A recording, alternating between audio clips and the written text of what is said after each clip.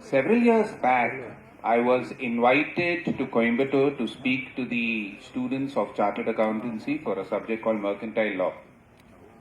So, the organizers arranged a bus for me. They made me sit down in the night in the bus, and the bus reached Coimbatore the next day morning at around 6 o'clock. They told me that once you get down there will be somebody waiting for you to pick you up. So I said, okay, I got down, but there was nobody there. I contacted the organizers here in Bangalore and I told nobody there to pick me up. They said, no sir, you might have got down at the wrong bus stop because a person has come there and he's waiting from 5:15 in the morning. I told, no, but nobody's there. I inquired with the people. I told them, give me the number of that boy who had come to pick me up. I called up that boy. After 45 minutes of giving him instructions, telling the other people, finally he identified me and he came up to me and he told me, sir, oh, you're Rajdeep, I have come here to pick you up.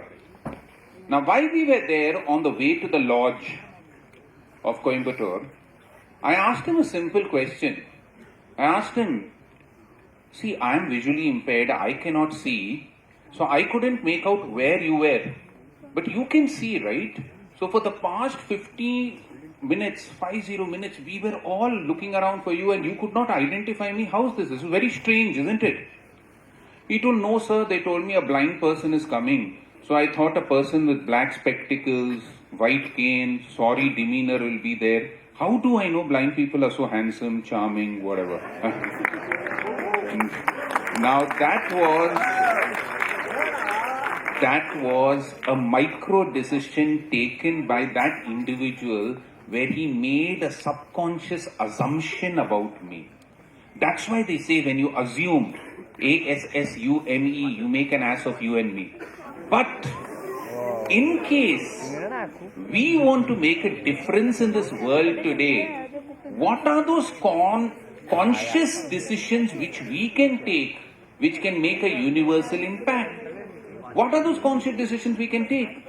We cannot impact world peace, but we can impact the peace of the people around us, the universe around us, our parents, our friends, our colleagues, our teachers. So what do we do to take those small micro decisions which can make an impact on the world in a better manner? What can you do? Let me give you an example. You're walking on the road and it's raining heavily and you have an umbrella. Now, there might be somebody who's walking there who doesn't have an umbrella. Can you just go up to him and hold the umbrella so that he can also be under you? That's a small decision, but it can make a world of difference. You are inside the lift and somebody is rushing in to come into the lift, but you want to say, no, let me go early. Can you wait for 2 seconds extra, press the button or hold the lift so that that person can enter inside? And these are small decisions. And these small decisions are called as sliding door moments. The word sliding door moments was given by a very famous American psychologist called John Gottman. John Gottman said that sliding door moments are those small micro decisions which you take when you take that pause to open your heart for somebody.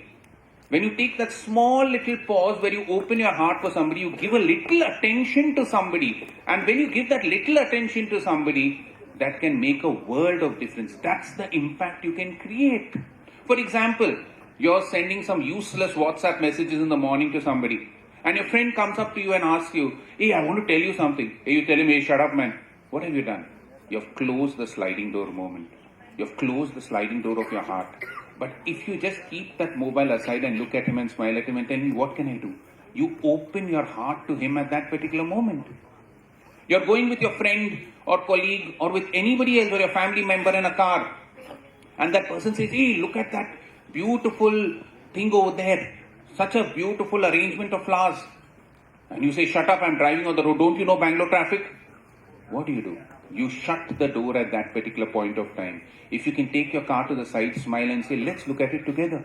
You open your heart to that person at that particular point of time. And these small sliding door moments, these small moments where you can open your heart can make a huge impact on life.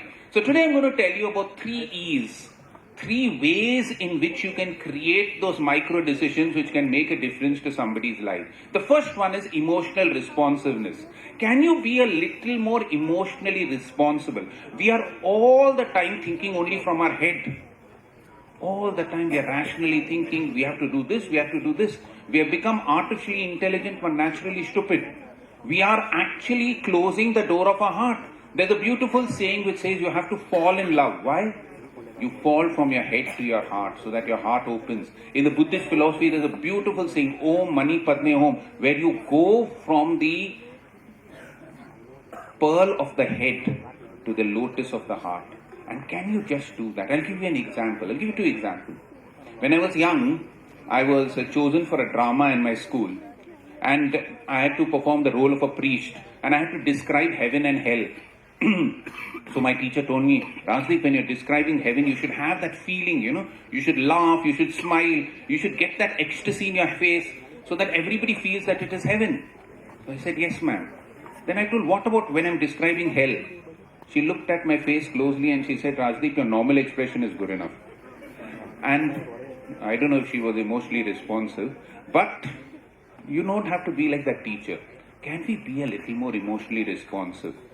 When I was young, my sister had a lot of pimples on her face and she was very, very upset. She didn't want to go down to play. We used to live in an apartment at that particular point of time, and she didn't want to go down. And my grandmother noticed this. She saw that this girl is not going down. She's feeling very conscious of her pimples. So one day she came up to my sister and she put her hand on her face and said, Beta, those pimples are so cute. They're so beautiful. They're the most beautiful thing. When I was young, I always wanted to have pimples, but I never got pimples. My sister was a little surprised. She said, yeah, Dadi, is it true? She said, yes. When I was young, these pimples are the most beautiful thing. That was okay.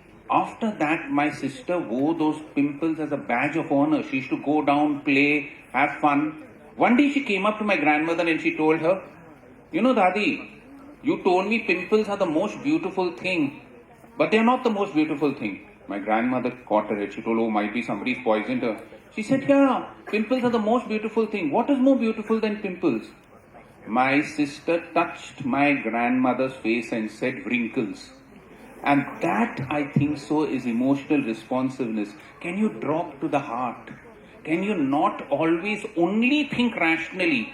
Be a little more emotionally responsive to somebody to you at that particular point of time. The second E which I want to talk to you about to create a universal impact around your world, around you, is empathy. Can you be a little more empathetic?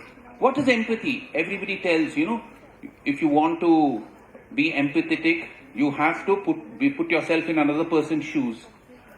And all of you have heard this. Put yourself in another person's shoes.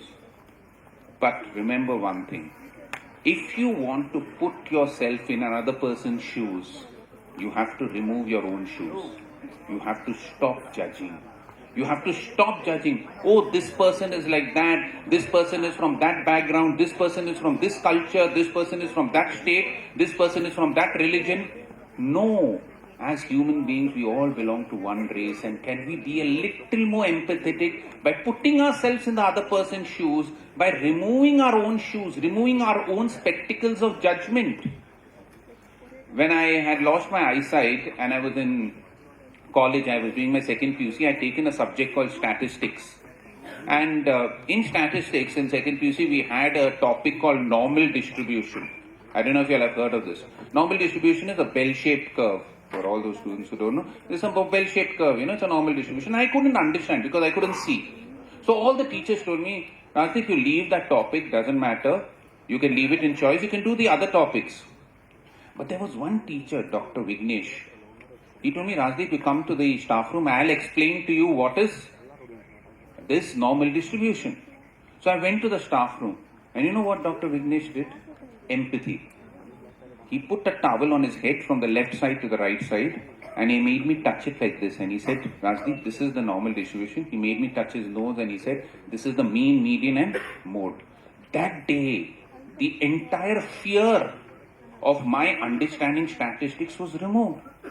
Today, I've published nearly 60, 70 Scopus papers. I've done hundreds of research projects, all because there was one person who was willing to put himself in my shoes and make me understand that normal distribution in an empathetic manner by putting himself in my shoes. So can you be a little empathetic to that neighbor near you who's shouting all the time? Might be there's something going wrong in his life.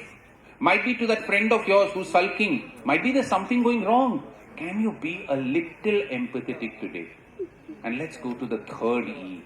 To create that universal impact with those small decisions, that small sliding door moment. Can you create ecstasy, elation, happiness in anybody's life? The key to love is happiness. Remember this. The key, the hack to love is happiness. If you want to make a person happy, you're actually growing in love. You're actually creating those sliding door moments with that small elation, with that small ecstasy. I was teaching a subject called organizational behavior. And one of the assignments I decided to give my students once was, okay, we're talking so much about love, learning, attachment. So I want all you students, they're all teenage students, and I told them, why don't you all go and hug your parents today evening and tomorrow explain to me what was their reaction. All the students protested. So what sort of stupid assignment is this? No sir, we can't do it. I told no, if you want 10 marks for your internal assessment, you'll have to do it. So we had that assignment. You have to go and hug your parents and see their reaction, because generally children and parents forget to hug each other and forget to express their love to each other. One of the students, the next day, a girl came up on stage and she said, you know sir, I hugged my mother and immediately she turned back and she asked, how much money do you want? There was one boy whose answer I cannot forget. When he came on stage and he said, you know sir, my father is working in the police department. He's so strict. And my mother had gone out of station and you told you have to hug any of your parents or both your parents. And I thought, I'm not going to hug my father. He's all the time shouting, looking at me so sternly. And one or two times he passed me. Then I told, no, I'm not going to hug. But then I finally decided I have to complete this assignment. As he was passing me, I went and hugged him. And you know what, sir? I was so surprised. He hugged me even tighter.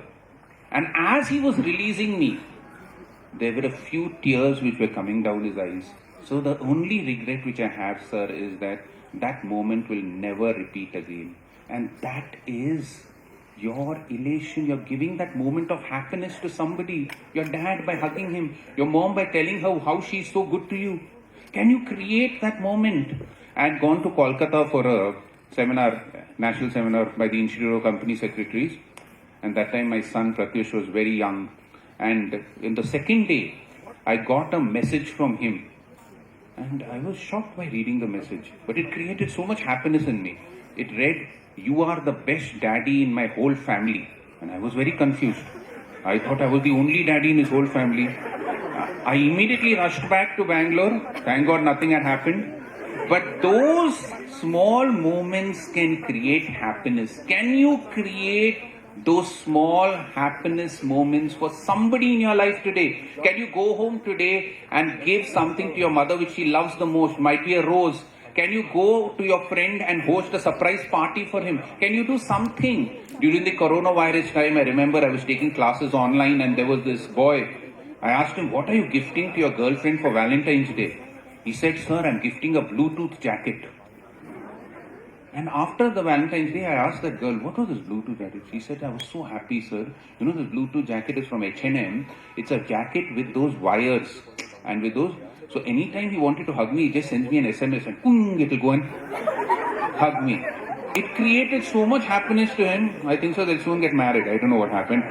But what I'm trying to tell you is, create those small sliding door moments. Can you create those small sliding door moments for somebody? By emotionally being responsive, by being empathetic, by creating those moments of ecstasy. There was a beautiful ad which was there several years back, which came on TV. It was by MasterCard. It used to say, lunch at a 5-star hotel, 2,000 rupees. Gift to a loved one, 3,000 rupees. Visit to a hill station with your family and friends, 20,000 rupees. smiles and tears of your loved ones priceless. You be happy. Can you create that universe around you, your world, your friends, your colleagues, your teachers, and create one small sliding door moment today? Thank you so much.